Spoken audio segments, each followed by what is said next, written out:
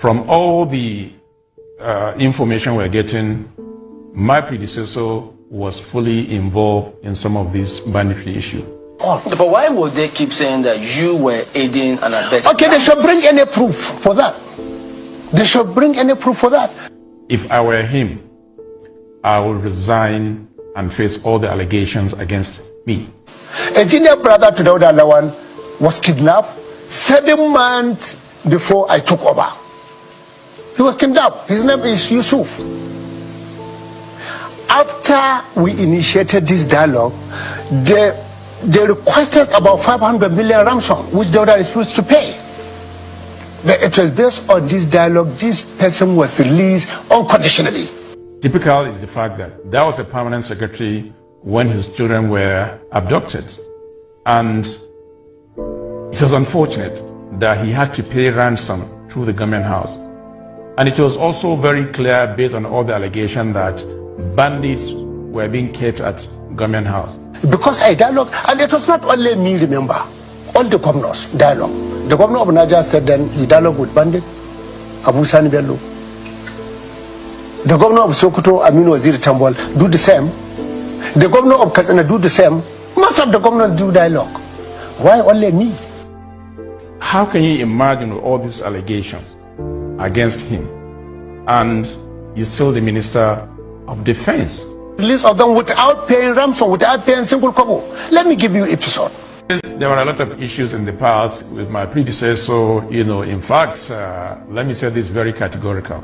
If I were him, I would resign and face all the allegations against me.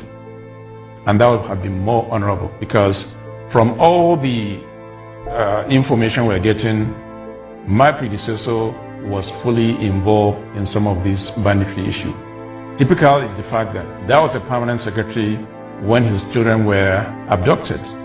And it was unfortunate that he had to pay ransom through the government house. And it was also very clear, based on all the allegations, that bandits were being kept at government house. There are so many issues. So for me, honestly, if I were him, I would step aside and face this allegation until I clear my name before I come back and continue my job. That should have been more honorable. And how can you imagine all these allegations against him, and he's still the Minister of Defense? I mean, that is unfair. This man could have been honorable, stay aside, face all these allegations, clear his name, and then come back and continue to do whatever he wants to do.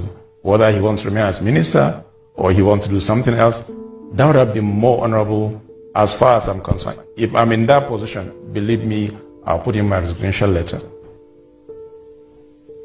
Well, Your Excellency, he has not been nailed by the EFCC, so why do you think he should have been probed before taking up the appointment?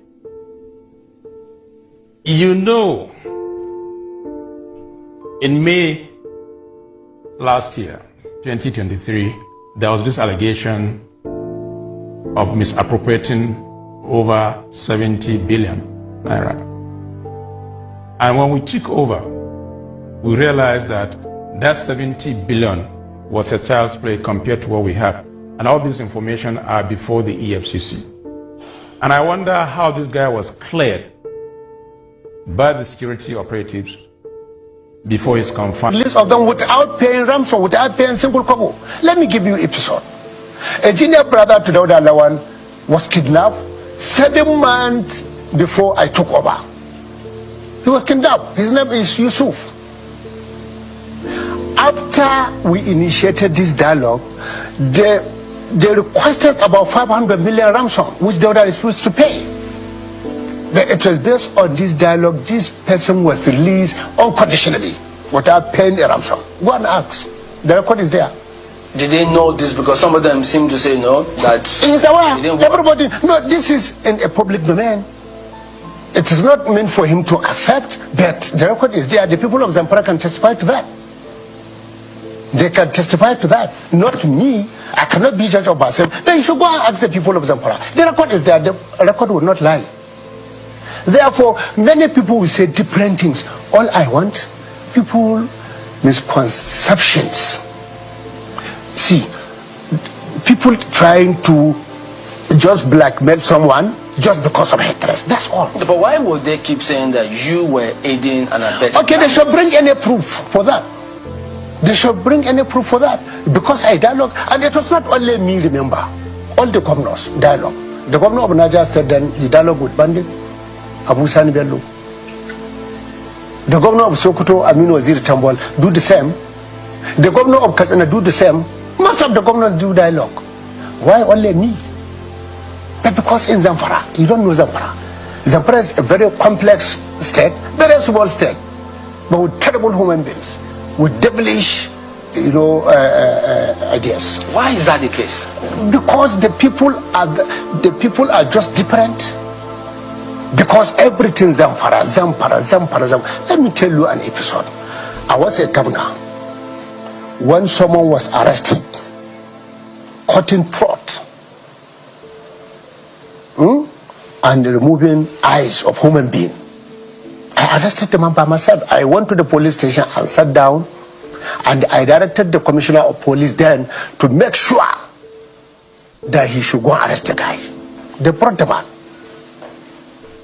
When we asked him, my brother, it is terrible. So many things happen. Yes, the people of Zamfara will not like me. You know why? Because I am fearless and I can deal with anyone. Most of those that are doing such kind of heinous acts, they don't like me because I go after them. All of them. Are they politicians? Yes, I go after them. And let me remember you, when I was a governor, I'm the only governor that swear to Holy Quran that I have no hand or connections with banditry, or I am not happy with what is happening. Do you understand? I swear with a Holy Quran that if I am happy with what is happening, or if I am part of it, or if I know those that are doing it, or if I'm collaborating with them, I say God should not give me a 1 second grace. I'm the only one. And I challenge all the politicians that time, including General Lubuso, that they should swear to Holy Quran. None of them, including Dauda, none of them can do this oath, can take this oath. None of them can take the oath. But I take it. Why? Because I know my mind. I know I have a clean heart. And not even that, including all my councillors, commissioners, chairmen, I will not give you appointment. You have to take that oath. Go and check. The record is there. And up till tomorrow, I am challenging those people that they should do that oath. They should take the oath up till tomorrow. I am challenging them. They should take the oath that I have taken. So does it mean if they have not taken that oath, yes, for instance, the current government and the commissioners, they are part of it? Are you suggesting they are part of the terrorism? Let them take the oath with the Holy Quran, as I have done that openly with all the imams in the forest. They are there. I've taken this oath, and I challenge them since that time. None of them up till tomorrow are taking this oath. But I cannot give you a commissionership or advisor or any appointment. You have to take that oath. Go and ask. The record is there. That's what people are talking about.